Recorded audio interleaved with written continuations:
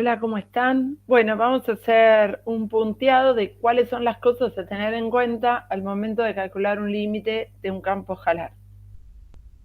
Pasos a seguir entonces para calcular límites dobles. Estos pasos, si bien los especificamos para límites dobles, los vamos a poder usar para límites triples también. Bueno, lo primero que tendremos que hacer es ver si podemos calcular el límite directamente, o sea, si directamente llegamos a un resultado. En este caso, vamos a poder aprovechar la propiedad del cero por acotada, ¿no? Este es un infinitésimo, esta es una expresión acotada, motivo por el cual este límite me da cero. O sea que el límite doble existe y vale cero. Puede ocurrir también que el límite sea indeterminado, como en este caso que tenemos un 0 sobre 0. En esos casos, lo primero que tenemos que asegurarnos es si se puede o no salvar la indeterminación, ¿no? Siempre lo primero es intentar salvar esta indeterminación. Como en este caso trabajamos con polinomios, podemos factoriarlos como una forma de salvar esta indeterminación. En el caso del numerador podemos sacar factor común xy y quedaría un x cuadrado menos y cuadrado. En el denominador podemos hacer diferencia de cuadrados y es x cuarta menos y cuarta, escribirlo como x cuadrado menos y cuadrado por x cuadrado más y cuadrado. Y ahora, como numerador y denominador están escritos como productos, hay un factor que se repite en cada uno de ellos, puedo cancelarlo y nos quedará el límite cuando xy tiende a 1, 1 de xy sobre x cuadrado más y cuadrado. Nuevamente, volveríamos al punto 1 para ver si este límite ya lo podemos calcular. En este caso sí, porque me queda numerador tendiendo a 1, denominador tiende a 2, o sea que el límite doble existe y vale 1/2.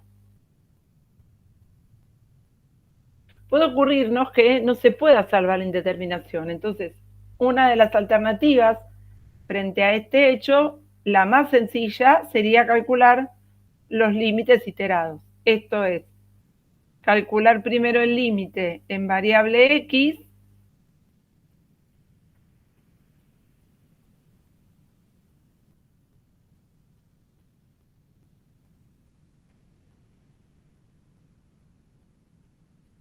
y al resultado de este límite calcularle el límite cuando y tiende a 1. Bueno, en este caso, si x tiende a 1, el numerador tiende a menos 1 más y denominador tiende a 1 menos y.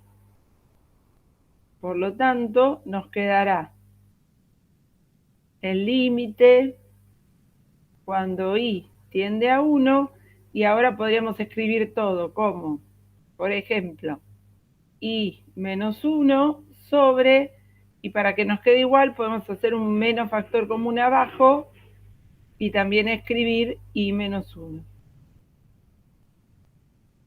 De manera de que podemos cancelar y menos 1 con y menos 1, acá nos quedará 1 y el resultado del límite será menos 1. El segundo límite iterado empezará calculándose primero en variable y, considerando x como constante,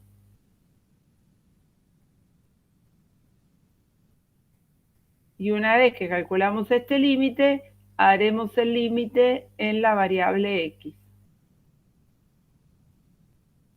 En el primer límite, el numerador tiende a x menos 1, denominador tiende a x menos 1. O sea que nos queda como resultado del límite 1. Límite cuando x tiende a 1 de 1 me da 1.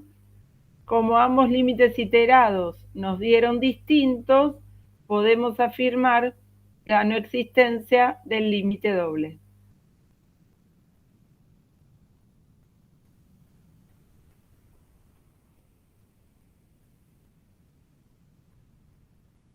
Recuerden que si ambos límites hubiesen dado coincidentes o bien alguno de esos límites no existe, nada podemos decir sobre la existencia del límite doble. En el único caso que informan los límites sucesivos es en el caso que, como este, nos dan distintos. Ambos existen y son distintos. En el caso en que los límites iterados fueran iguales o bien no existieran uno o ambos, como dijimos recién, debemos probar por caminos. Por ejemplo, podemos acercarnos por rectas, por parábolas, por cualquier tipo de curva que tiene que cumplir con el único requisito que es que estén en el dominio del campo escalar y que tengan el punto al que queremos acercarnos como punto de acumulación.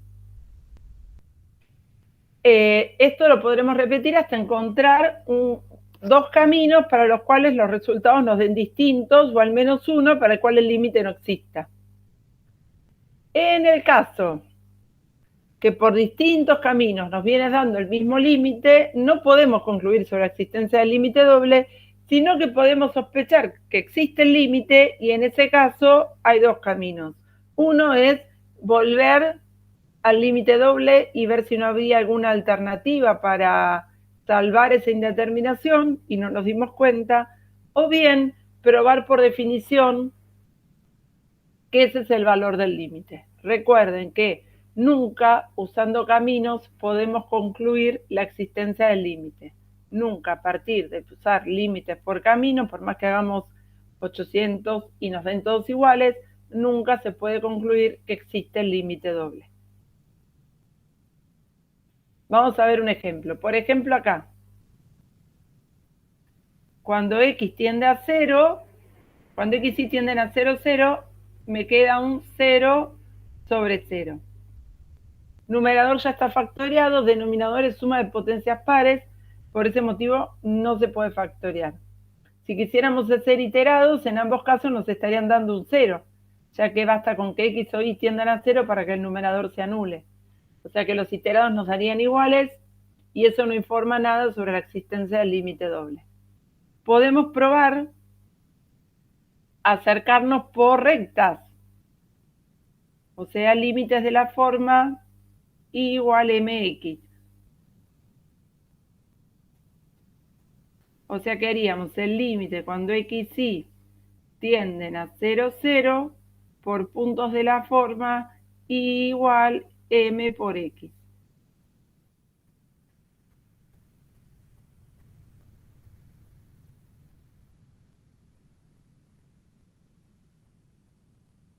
Esto sería igual al límite cuando x tiende a 0 y reemplazamos todos los y por mx. Y quedaría x por mx al cubo, o sea, m cubo por x cubo, sobre x cuadrado más m a la sexta por x a la sexta. Si trabajamos con estas expresiones a las que llegamos, podemos ver que arriba me queda un m cubo por x a la cuarta sobre, abajo puedo sacar factor común x cuadrado y me va a quedar 1 más m a la sexta por x a la cuarta. Bueno, podremos cancelar x cuadrado con este x cuarta para que me quede un x cuadrado y lo que va a suceder es que nos va a quedar el límite cuando x tiende a 0 de m cubo x cuadrado sobre 1 más m a la sexta por x a la cuarta. Que podemos ver que cuando x tiende a 0, denominador tiende a 1, numerador tiende a 0, o sea que el límite por caminos, por cualquier recta, si nos acercamos al origen por cualquier recta, vamos a llegar al resultado 0. Fíjense que por todas las rectas estamos llegando, acá estamos probando por infinitos caminos, porque de hecho estamos considerando acercarnos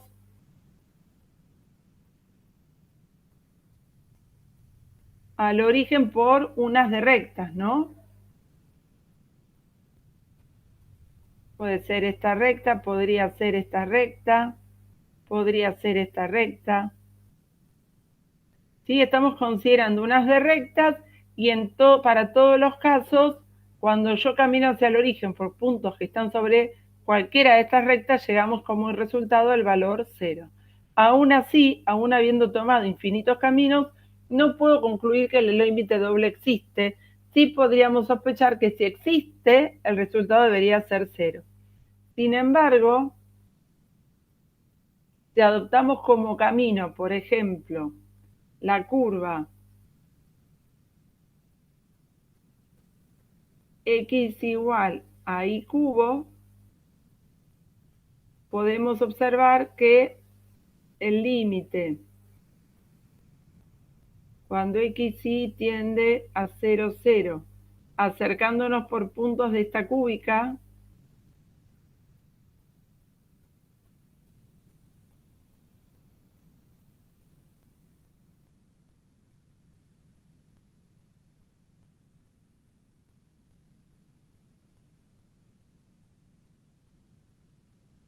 quedaría el límite cuando y tiende a 0, o sea, el límite va a quedar en variable y, de reemplazo a las x por y cubo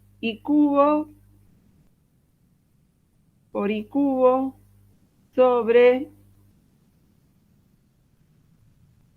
y cubo al cuadrado más y a la sexta.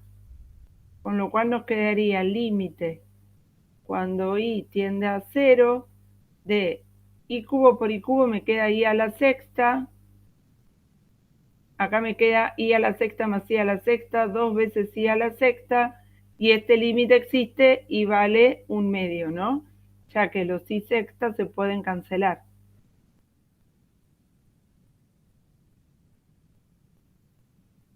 Como este límite al que llegamos acercándonos por esta función cúbica nos dio distinto al que usamos, o bien por los iterados que pensamos oralmente, o bien al acercarnos por límites radiales, podemos concluir que no existe el límite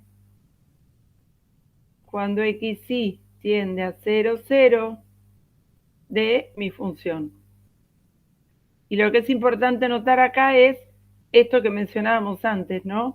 Que si bien en el primer límite, al acercarnos por rectas, consideramos infinitos caminos y por esos infinitos caminos nos dio 0, eso no me permite concluir que exista el límite, sino, sin embargo, encontré otro camino por el cual el límite me dio distinto y por lo tanto no existe. Entonces, nunca usando límites por caminos podemos concluir nada sobre la existencia del límite doble.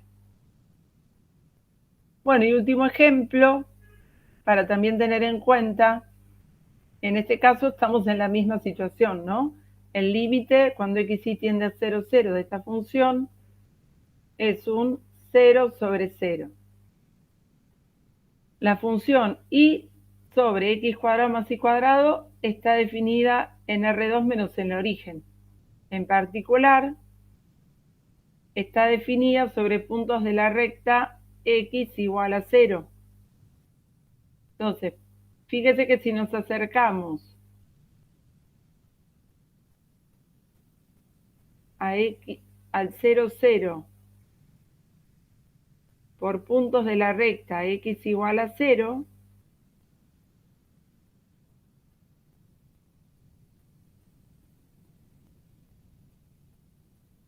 siempre habiendo descartado toda posibilidad de salvar el límite, ¿no? De salvar la indeterminación.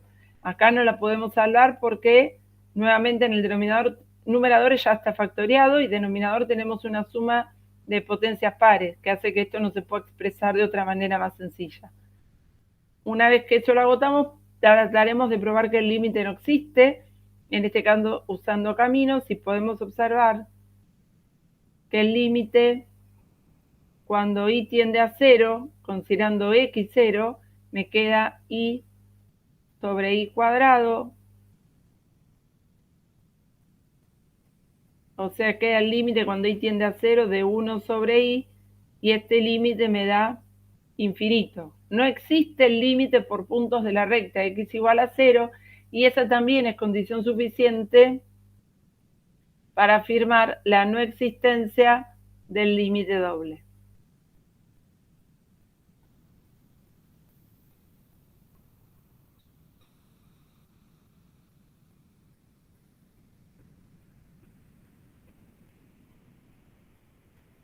Bien, importante, que en el caso de iterados o de sucesivos, la no existencia de uno o ambos límites sucesivos no asegura la no existencia del límite doble, pero sí esto es suficiente para asegurarlo para el caso de límites por camino. Siempre y cuando el límite, el camino que estemos tomando, esté contenido en el dominio de la función y tenga el punto 0, 0 como punto de acumulación. Bueno, espero que esto les sirva como guía para calcular un límite doble. Recuerden que los mismos pasos los pueden usar para límites triples, por ejemplo.